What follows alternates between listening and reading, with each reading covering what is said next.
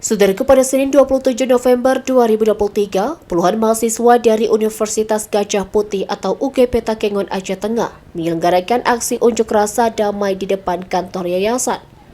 Aksi ini dimulai pukul 10 waktu Indonesia bagian Barat, di mana puluhan mahasiswa dengan tekad yang tinggi berkumpul dan memulai pergerakan menuju kantor yayasan kampus tersebut pada pukul 10.43 waktu Indonesia bagian Barat.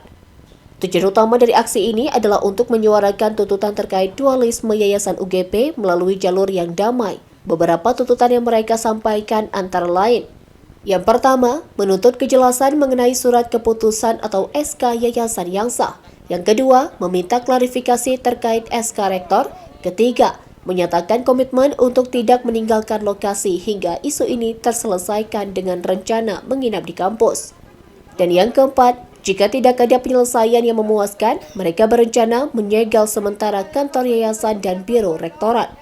Dari Aceh Tengah, Romadhani, Tribun Gayo. ITM, Pak. Kami bayar di sini, Pak. Oke, saya akan jelaskan bahwa yayasan itu tidak ada dualisme. Jadi bagaimana?